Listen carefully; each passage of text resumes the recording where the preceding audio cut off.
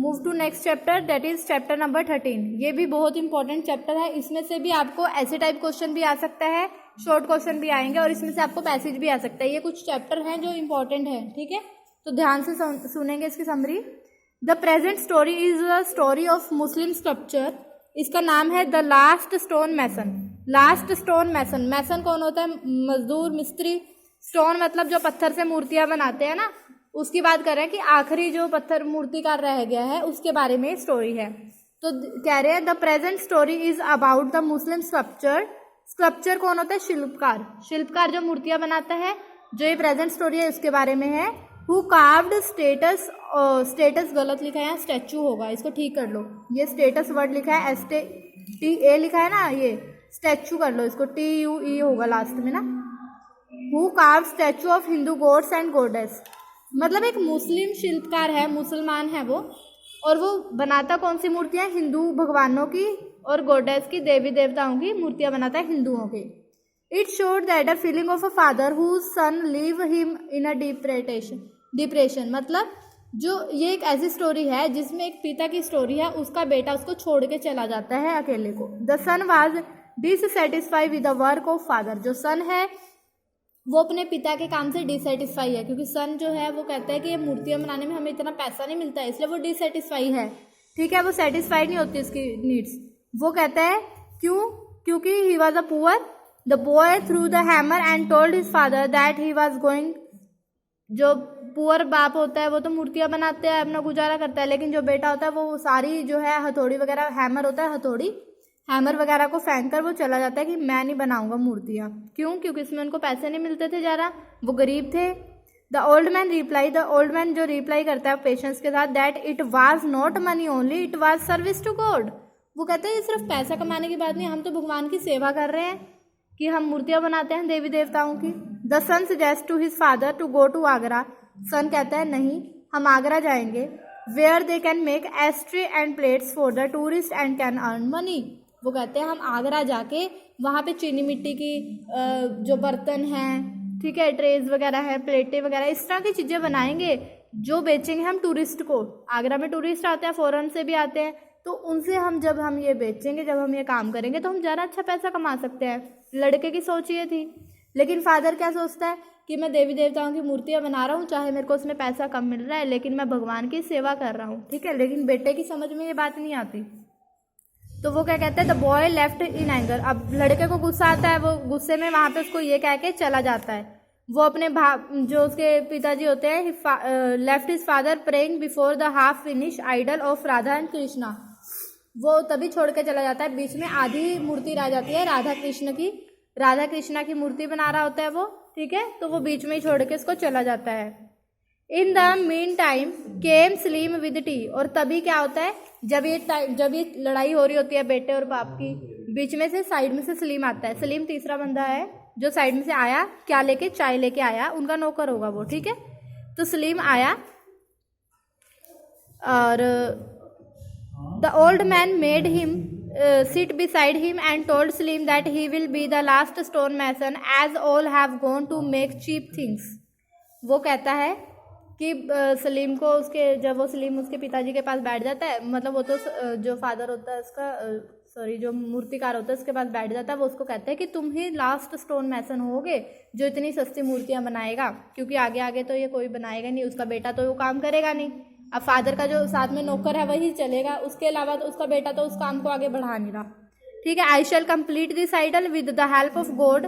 वो जो राधा कृष्ण की मूर्ति बना रहा है स्टोन मैसन, अब वो कह रहा है कि मैं बस ये राधा कृष्ण की मूर्ति जो है ये कंप्लीट कर लूँ। ये आइडल होती है मूर्ति, IDOL आइडल, ठीक है, इसको कहते हैं मूर्ति।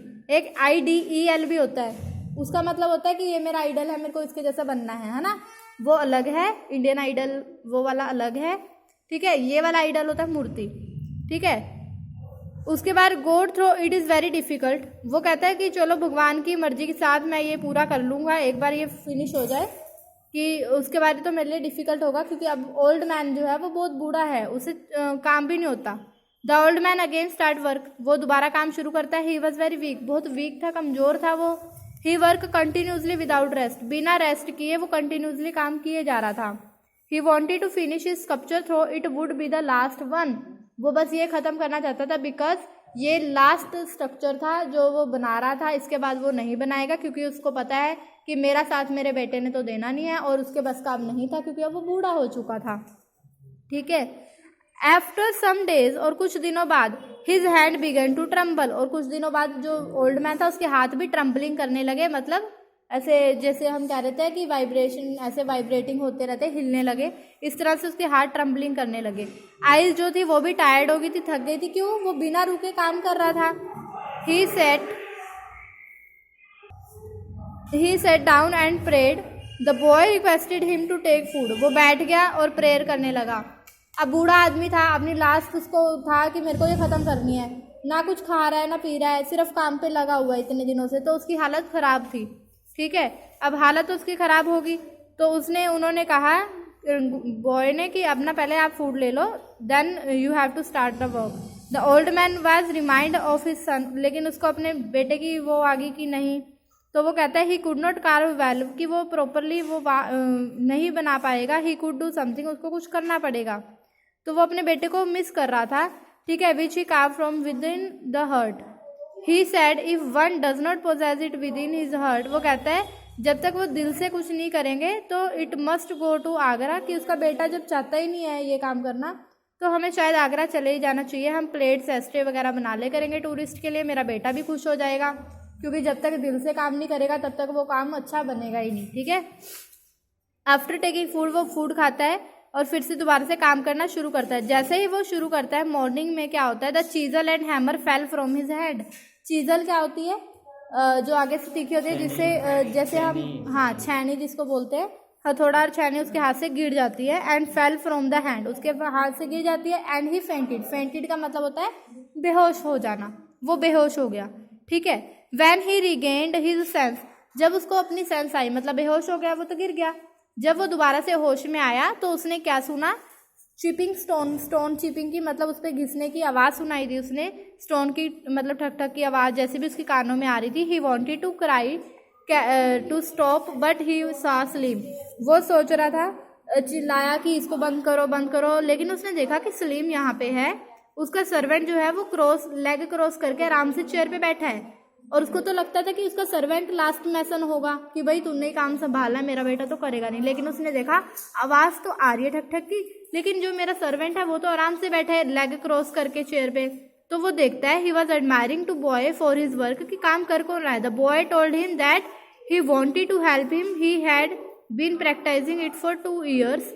वो जो बोलता है कि मैं तुम्हारी हेल्प कर दूँ, लेकिन किसी की हेल्प नहीं ली किसी ने। कौन था वो जो देखता है, वो कौन होता है? एक्चुअल में ओल्ड मैन का खुद का बेटा ही वो काम कर रहा होता है। ठीक है। ही हैड बीन प्रैक्टिसिंग, वो प्रैक्टिस भी कर रहा था उसका बेटा। ओल्ड मैन उसको बताता है that there was nothing to be taught, he had it within his heart. वो कहते हैं इसको सिखाने की जरूरत नहीं है, वो तो सब उसके दिल में है, अगर वो दिल से बनाएगा तो वो अपने आप ही बन जाएगी उससे।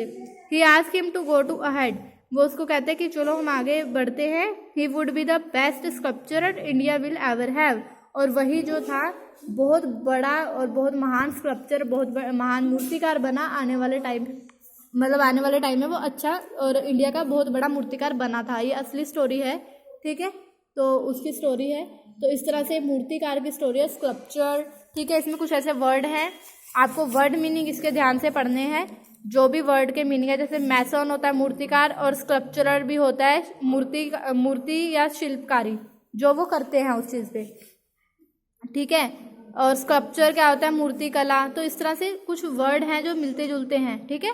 तो आप ये सारे जो हैं पढ़ेंगे। हर लेसन के आपको समरी और वर्ड मीनिंग दोनों क्लियर होने चाहिए। क्वेश्चन आंसर एक बार रीड करके आपका जो है काम हो सकता है। ठीक है। उसके बाद इसमें पैसेजेस होंगे, क्वेश्चन आंसर होंगे, ये आपने पढ़ने हैं। आपका 13 चैप्टर यहीं पे कंप्लीट होता है।